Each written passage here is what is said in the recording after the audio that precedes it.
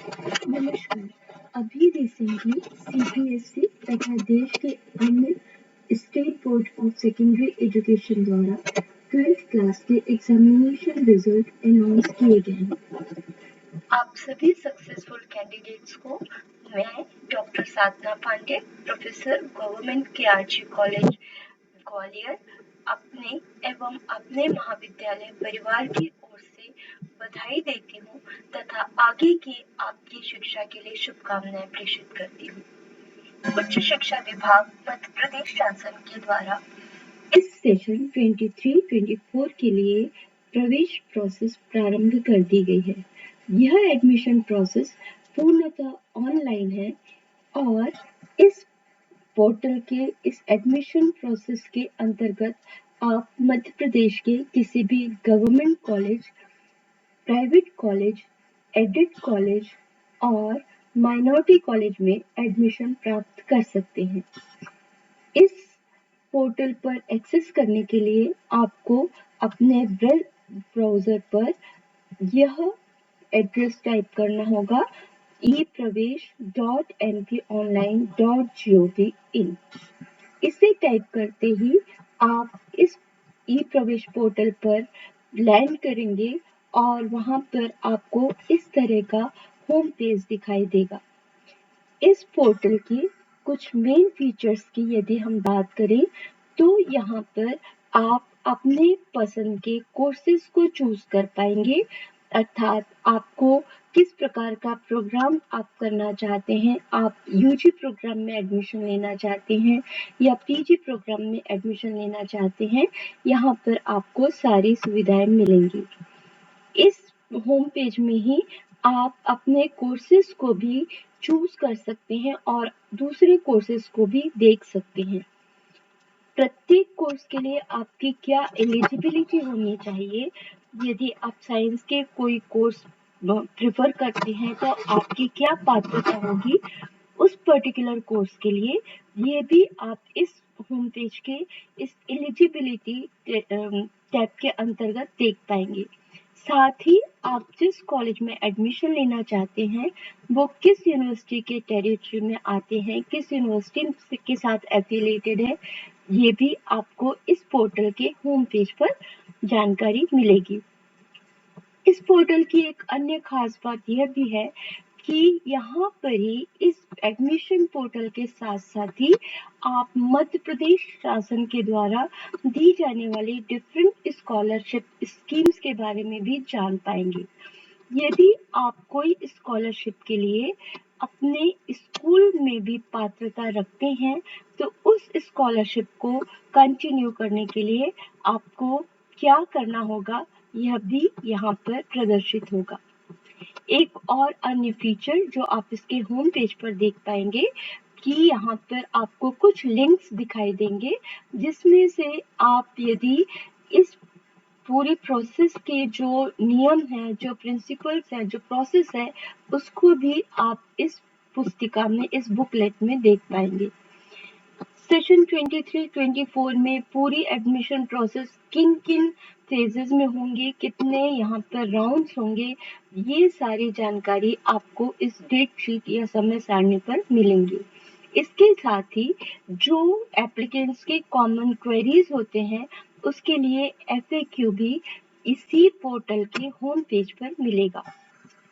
इस पूरी प्रोसेस को किन चरणों में पूर्ण करना है, क्या आपको एक्टिविटीज करनी है, क्या आपकी जिम्मेदारियां हैं, यह सब भी छोटे छोटे स्टेप्स में हम समझ सकते हैं।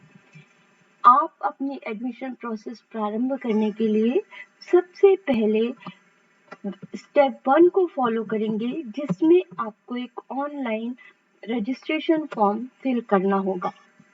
इस रजिस्ट्रेशन फॉर्म को फिल करने के बाद आप इसमें जो भी इंफॉर्मेशन प्रोवाइड करेंगे उससे संबंधित डॉक्यूमेंट भी आपको यहाँ पर अपलोड करने होंगे। डॉक्यूमेंट अपलोड करने के बाद में आप आवश्यक जो रजिस्ट्रेशन फीस है वो जमा करेंगे। इस सेशन में रजिस्ट्रेशन फीस फर्स्ट राउंड में 100 रुपीज है और इसके बाद आने वाले राउंड्स में CLC राउंड्स में यह फीस बढ़ जाएगी, 500 रुपीज हो जाएगी। यहाँ यह बताना बहुत जरूरी है कि फर्स्ट राउंड में गर्ल स्टूडेंट्स के लिए, छात्राओं के लिए शासन के द्वारा कोई भी रजिस्ट्रेशन फीस या पोर्टल फीस नहीं रखी गई है। अर्थात अब सभी छात्राएं इस राउंड में किसी भी अच्छे महाविद्यालय में प्रवेश लेने के लिए यदि वो फर्स्ट राउंड में अपना रजिस्ट्रेशन कराती हैं तो उन्हें किसी भी प्रकार का शुल्क रजिस्ट्रेशन के लिए नहीं देना है। जब आप रजिस्ट्रेशन फीस पे कर लेंगे या आप अपने बेसिक डिटेल्स को कंप्लीट कर लेंगे, फुलफिल कर लेंगे, यहाँ पर रजिस्ट्रेशन फॉर्म में लिख लेंगे, उसके बाद इसमें जो नेक्स्ट स्टेप आता है वहाँ पर आपको अपने पसंद के कॉलेजेस को सिलेक्ट करना है और उन कॉलेजेस में जो कोर्सेज आप पढ़ना चाहते हैं उन्हें भी सिलेक्ट करेंगे और उसे आप लॉक कराएंगे। गवर्नमेंट के इस पोर्टल के द्वारा आपको यह सुविधा दी गई है कि आप मैक्सिमम 15 कॉलेजेस को चूज कर सकते हैं और उन्हें अपने प्रेफरेंसेस के अकॉर्डिंगली लिस्ट करेंगे। जो आपका सबसे ज्यादा पसंदीदा महाविद्यालय है उसे आप नंबर 1 पर और इसके बाद जिस भी क्रम से आप जिस महाविद्यालय में प्रवेश चाहते हैं उनको एनलिस्ट करेंगे। ठीक इसी तरीके से आप अपने कोर्सेज के लिए भी यदि आपकी पहले प्रेफरेंस लॉ है तो आप पहले उसे लिखें। यदि आप लॉ में किसी प्रकार से एडमिशन आपका नहीं हो पाता है और आप बीए में भी कोर्स करना चाहते हैं तो आप सेकंड नंबर पर बीए को लिखें। इस तरह से आप अन्य कोर्सेज को भी एनलिस्ट कर पाएंगे। ये सारी अभी तक की प्रोसेस आपके द्वारा ही की जानी है और इन्हें बहुत ही सावधानी से करना चाहिए। इसके अगले स्टेप में आपने जो भी अपना रजिस्ट्रेशन फॉर्म फिल किया है उसमें जो भी इंफॉर्मेशन प्रोवाइड की है, जो भी आपने डॉक्यूमेंट्स अपलोड किए हैं उन सभी का वेरिफिकेशन किया जाएगा। यह वेरिफिकेशन की प्रोसेस जो गवर्नमेंट कॉलेजेस हैं मध्य प्रदेश में उनके द्वारा की जाएगी।